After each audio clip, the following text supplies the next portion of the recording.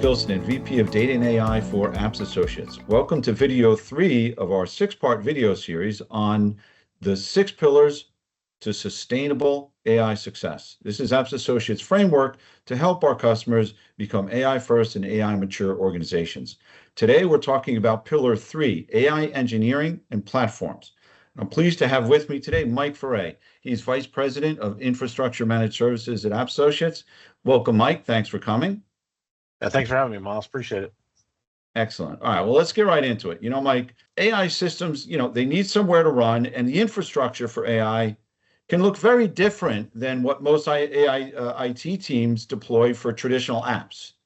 And, what I want to ask you about is what makes AI infrastructure different from the infrastructure for, say, ERP and data warehouses? Yeah, it's a good question. I think, so a typical infrastructure for an ERP or a data warehouse is going to primarily utilize CPU-based systems, right? Whereas AI workloads are typically GPU-based systems, right? And I think one of the big differences between those two is that GPU systems can consume at least 10 times more power than a traditional CPU-based system, often requiring up to 100 kilowatts in electricity per rack, right?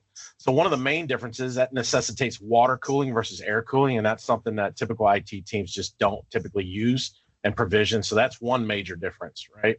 I think something else is the latency profile between an ERP and an LLM or AI infrastructure.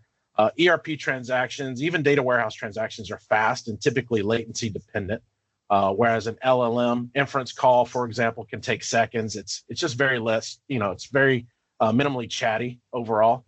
I think in addition to that, AI workloads are very bursty. They're very hard to predict in terms of their usage, which also requires an elastic infrastructure to be able to handle that wide, load average envelope that they could require. And then, of course, last but not least, the storage requirements are typically higher for AI models, as they can be hundreds of gigabytes in size each. And then, of course, when you start adding in all of your non-production environments, different data sets and training models, that amount of storage can really, really add up quickly. So I think that's some of the big differences between them. Yeah, those are some good points. I know a lot of companies are wrestling with what it means to really roll out AI on a significant scale.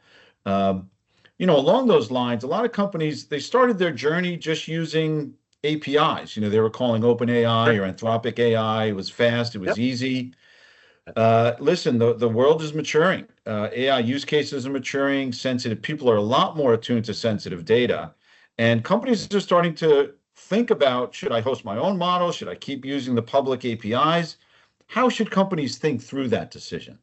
What I've seen is that the primary decision criteria usually comes down to two different things. Number one is data protection, and the other is usually level of consumption, right? So, once you bring in sensitive or confidential data and you bring that into the mix, you really do need to consider self-hosting models so that you ensure your proper governance, data residency, privacy, compliance, and all of the different things that go along with that, right?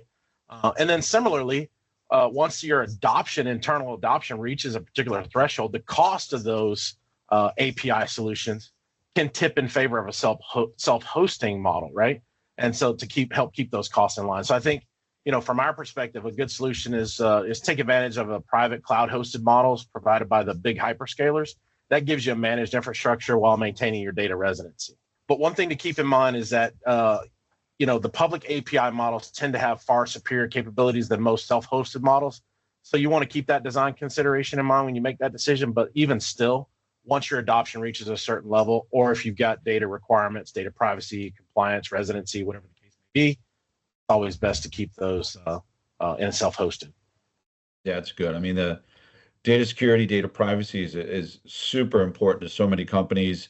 And AI is introducing risk in ways that are brand new, and one of the things we're seeing, I don't know if people know this term, but AI sprawl, where AI just, kind of gets all over the place. And it's really new, even in the last couple of months with Claude, with OpenClaw. I mean, there's so much power in the hands of people who may be doing things within your company firewall, with not. But this idea of AI sprawl and people spinning up their own platforms, their own environments, why is that dangerous? And how do you get that under control? Yeah, so for me, I mean, the first thing that comes to my mind is is a lack of visibility into what's been deployed, right? Which obviously with that then leads into unchecked cost expansion. You've got potential security gaps. You got lack of compliance. That's just obviously not a good situation you want to be in, right? So trying to get that under control requires a comprehensive platform governance policy, which is going to define your approved platforms, which cloud environments you can work in, which models are acceptable, et cetera. But it also includes a technical enforcement, right? So a policy without enforcement is no good, right? So you got to have network control, cloud spend alerts, and other cloud-based guardrails, which will keep that spending and keep that sprawl in check to some degree, right? I mean, at the end of the day, the goal is to create an environment that fosters the creativity with your developers and allows them to create tooling and to create systems that the company wants to use. But at the same time, you need to maintain security, you need to maintain visibility, and of course, cost control. Oh, for sure, for sure. And you just mentioned cost, Mike. Let's talk about costs. And I think anybody who's been around these clouds, maybe they had that experience where they're chugging along, they think everything is great, and then the end of the month comes and they get this massive bill, and they didn't know that they were using all these services. And Right. bring AI into the mix, it takes that scenario to a whole new level with API, with tokens, with GPU compute. Maybe you're using a vector database, and it's pretty dangerous. So what would you suggest organizations do to really get some visibility and control over the cost on this distributed infrastructure? And AI is certainly distributed. What are your thoughts on that? Yeah, well, it's like we just said, right? It's visibility. Lack of visibility is going to lead to a lot of different things, right? So, in a word, one way to resolve that is FinOps, right? So the FinOps is going to give you visibility. It's going to continuously monitor your cloud consumption and balance that with your developer and business needs, right? I think at that point, anytime you use FinOps, resource tagging becomes absolutely critical to track your costs back to business units, ensure budgets remain intact, right? And as you know, cost structures are very different from traditional cloud IT when it comes to AI, right?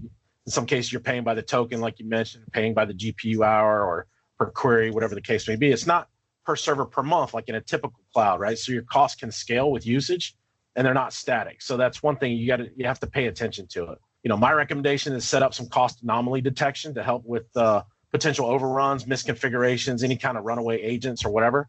And then FinOps with tagging and cost anomaly detection. That'll help you pay attention to your cost overrun and things like that. And if you don't do that, then what ends up happening is you're going to start a blame game between the business and the IT, and that's a place that none of us want to find ourselves, right? And Mike, can I ask you a related question Sure. on that? Yeah. As companies begin to build out their AI ecosystem, and most companies are at the early stages, what is your perspective on multiple clouds? Should it be like a primary and a secondary? Should it be no, just use the best cloud? You might wind up with 3 clouds with a bunch of AI. Like what's your perspective? How would you guide customers? Well, I mean, multi-cloud definitely adds complexity to the mix, right? There's no doubt about that. However, I think that each cloud has their specialty, and each cloud has the things that they do best, right? So my recommendation is use the cloud that's best for the particular application, but do that within the guardrail set up by your IT organization. Make sure that you have a multi-cloud strategy. Make sure that you have the ability to track your costs and your governance and your data residency and privacy and all of those different things across those multiple clouds. Right? And pay also attention to your egress and ingress costs by cloud, right? These are the types of things that are going to kind of come back to bite you if you're not paying attention to those things. And last question for you, Mike. Let's say, we work with a lot of customers. More often than not, at this stage, they're in the early stages. Maybe they have some POCs. Most customers don't have a very large scale AI production ecosystem right now. To those companies that are in the early stage, where would you put infrastructure decisions? Like, how critical is it to make an infrastructure decision versus maybe deciding what use case? Like, where is it in the hierarchy of decisions? Yeah, that's a good question. I mean, I think infrastructure decisions are always important. I'm a little biased in that regard, if that makes sense, right? But I think at the same time, you've got some flexibility at this stage of the game. You can sort of deploy in multiple different environments. You can choose your different products, and it's not the end of the world, right? But I do think once you get heavily into it, you need to make some very deep infrastructure decisions and make sure that you've architected it properly. But I think at any stage of the game, paying attention to the infrastructure is important because the sprawl, the compliance, the governance, the protections, all of these different things are at stake, right? Excellent. Well, great. Well, thank you, Mike. We really appreciate your time today. Sure. Great insights. Of course. Thanks for having me. I appreciate it. Okay. Thank you.